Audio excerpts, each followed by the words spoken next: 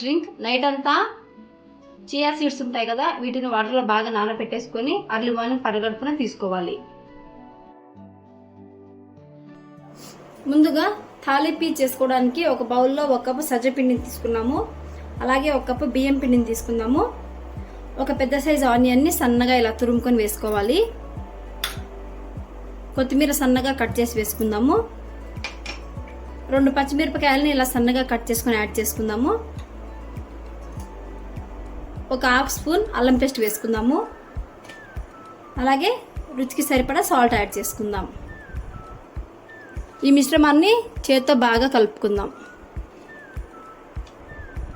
ఈ పిండిలోకి వేడిగా కాంచుకున్న వాటర్ని వేసుకొని మిక్స్ చేసుకోవాలి. కొంచెం కొంచెంగా వాటర్ యాడ్ చేసుకుంటూ పిండిని మిక్స్ చేసుకోండి. మనకి చపాతీ పిండి ఎలా ఉంటుంది అలా వస్తే సరిపోతుంది.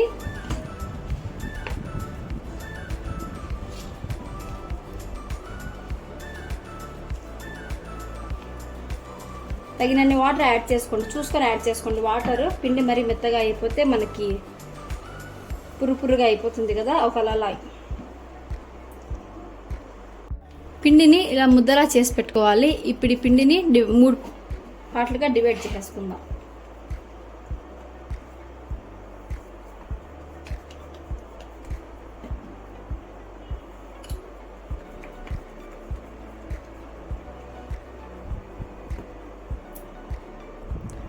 ఇప్పుడు ఒక ప్లాస్టిక్ పేపర్ని కానీ బటర్ పేపర్ని కానీ తీసుకోవాలి. దీని మీద ఆయిల్ని అప్లై చేసుకుందాం.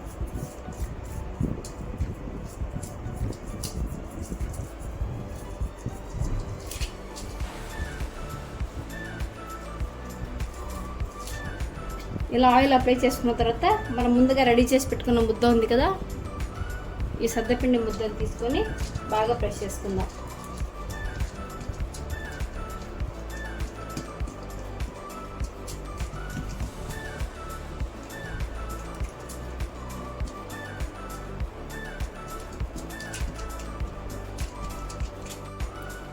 రొట్టెని ఇలా పల్చగా స్ప్రెడ్ చేసుకున్న తర్వాత దీని మీద ఇలా హోల్స్ వేసుకోవాలి.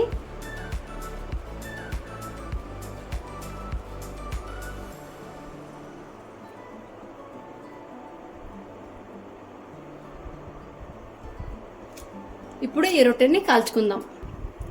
థాలీపీట్ కాల్చుకోవడానికి స్టవ్ ఆన్ చేసుకొని పెనం పెట్టుకున్నాం కదా, పెనం మీద లైట్గా ఆయిల్ వేసుకుందాము.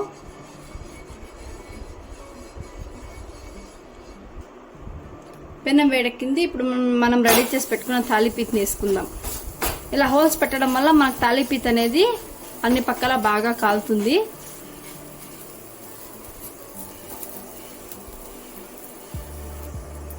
థాలీపీట్ ఒక పక్క కాలింది కదా, ఇంకో పక్కకి తిప్పుకొని కాల్చుకుందాం. థాలీపీట్ 2 పక్కల బాగా కాల్చుకున్నాం కదా, ఇప్పుడు ప్లేట్లోకి సర్వ్ చేసుకుందాం. వేడి వేడి థాలీపీట్ రెడీ. ఇప్పుడు బీట్రూట్ పులావ్ ఎలా చేయాలో చూద్దాం. ముందుగా బీట్రూట్ పులావ్ చేసుకోవడానికి ఒక బీట్రూట్ని ఇలా మిక్సీలో పేస్ట్ చేసి పెట్టుకోవాలి. అలాగే ఒక గ్లాస్ బియ్యాన్ని 2 సార్లు బాగా వాష్ చేసుకొని ఒక హాఫ్ అన్ అవర్ ముందుగా నానబెట్టి పెట్టుకోవాలి. అలాగే మిల్ మేకర్ని తీసుకొని హాట్ వాటర్లో ఒక 15 నిమిషాల ముందుగా నానబెట్టి పెట్టుకోవాలి. ఇప్పుడు బీట్రూట్ పులావ్ చేయడానికి ముందుగా స్టవ్ ఆన్ చేసి కుక్కర్ పెట్టుకున్నాము. కుక్కర్లోకి 2 స్పూన్స్ ఆయిల్ వేసుకుందాం.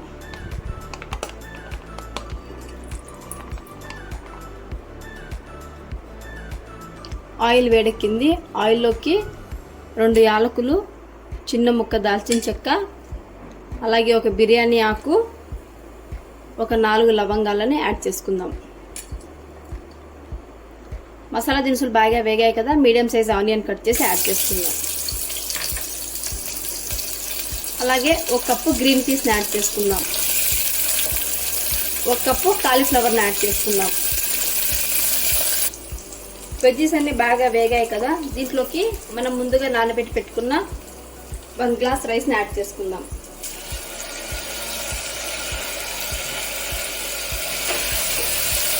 అలాగే మనం ముందుగా పేస్ట్ చేసి పెట్టుకున్న బీట్రూట్ ఉంది కదా, ఈ బీట్రూట్ని యాడ్ చేసుకుందాం.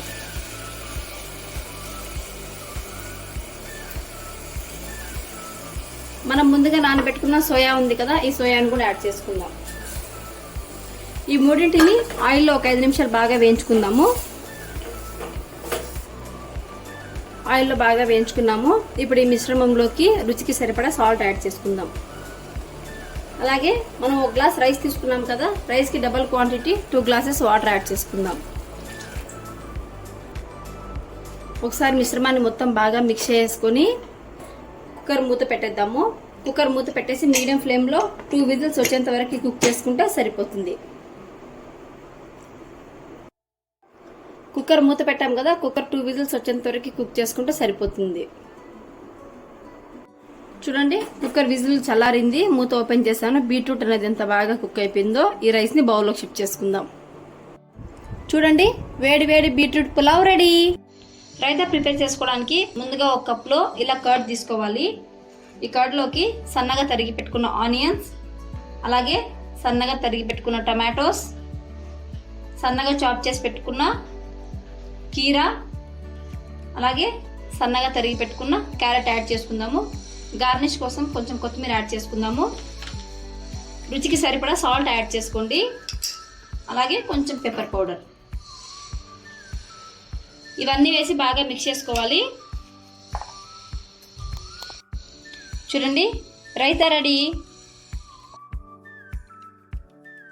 ఇప్పుడు ఫ్రూట్ కస్టర్డ్ ఎలా చేయాలో చూద్దాం. ఫ్రూట్ కస్టర్డ్ చేసుకోవడానికి ముందుగా ఒక కడాయి తీసుకొని కడాయిలోకి 2 కప్పులు పాలను తీసుకొని బాగా కాంచుకుందాము. పాలు బాగా ఉడకాలి. పాలు బాగా కాగుతున్నాయి కదా, ఇలా పాలు బాగా ఉడికేటప్పుడు కస్టర్డ్ పౌడర్ని తీసుకొని గోరువెచ్చని నీళ్ళలో ఉంటలు లేకుండా బాగా కలుపుకోవాలి. ఈ మిశ్రమాన్ని పాలలోకి యాడ్ చేసుకుందాం. ఇప్పుడు పాలని కస్టర్డ్ పౌడర్ని కలిపి బాగా కుక్ చేసుకోవాలి. మీడియం ఫ్లేమ్లో పెట్టుకొని కుక్ చేసుకోండి, అసలు ఉంటలు అనేది ఉండకూడదు. చూడండి, మనకి బ్యాటర్ అనేది కొంచెం థిక్ అయింది కదా, ఈ టైంలో ఒక 2 స్పూన్స్ షుగర్ని యాడ్ చేసుకుందాం. ఇప్పుడు బాగా మిక్స్ చేసుకొని బ్యాటర్ అంతా థిక్ అయ్యేంత వరకు కుక్ చేసుకుందాం. చూడండి, మనకి బ్యాటర్ అనేది బాగా థిక్ అయింది కదా, ఇప్పుడు స్టవ్ ఆఫ్ చేసేసుకుందాం.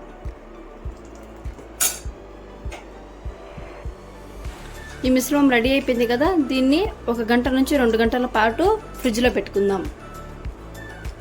కస్టర్డ్ని 2 అవర్స్ మనము ఫ్రిడ్జ్లో పెట్టుకున్నాము. చూడండి, బ్యాటర్ ఎంత బాగా వచ్చిందో. దీంట్లోకి కట్ చేసి పెట్టుకున్న యాపిల్స్, కట్ చేసి పెట్టుకున్న గ్రేప్స్, అలాగే పోమోగ్రానేట్, బనానా, ఇలా మీ దగ్గర ఏ ఫ్రూట్స్ ఉంటే ఆ ఫ్రూట్స్ అన్నిటిని యాడ్ చేసుకోవచ్చు. ఒకసారి బాగా మిక్స్ చేసుకుందాం.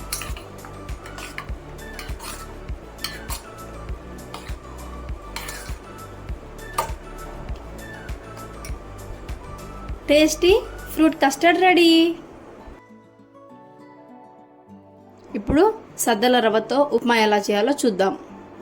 సద్దలతో రవ్వ చేసుకోవడానికి ముందుగా సద్ద రవ్వని ఇలా వేయించి పక్కన పెట్టుకోవాలి. ఇప్పుడు ఉప్మా చేసుకోవడానికి స్టవ్ ఆన్ చేసుకొని కడాయి పెట్టుకుందాము. కడాయిలోకి 2 స్పూన్స్ ఆయిల్ యాడ్ చేసుకుందాం.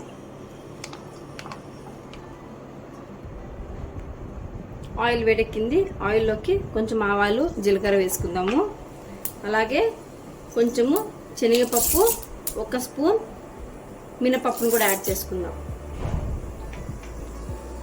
పోపు దినుసులు బాగా వేగాయి కదా, ఇందులోకి సన్నగా కట్ చేసి పెట్టుకున్న బీన్స్, అలాగే 1/2 క్యారెట్, 2 పచ్చిమిరపకాయలు, 1 హాఫ్ ఆలుగడ్డ, కొంచెం ఆనియన్స్ ఇవన్నీ వేసి మెత్తబడేంత వరకు బాగా వేసుకుందాం. అలాగే వెజ్జెస్లోకి 2 రెమ్మల కరివేపాకును కూడా యాడ్ చేసుకుందాం. వెజ్జెస్ అన్ని బాగా వేగాయి కదా, దీంట్లోకి రుచికి సరిపడా సాల్ట్ యాడ్ చేసుకుందాము. అలాగే 1 కప్పు సజ్జ రవ్వకి 2 కప్పుల వాటర్ని యాడ్ చేసుకుందాం. ఈ వాటర్ బాగా బాయిల్ అవ్వాలి. వాటర్ బాగా బాయిల్ అవుతున్నా కదా, ఈ టైంలో మనం తీసుకున్న సజ్జ రవ్వని కొంచెం కొంచెంగా యాడ్ చేసుకుంటూ మిక్స్ చేసుకుందాం.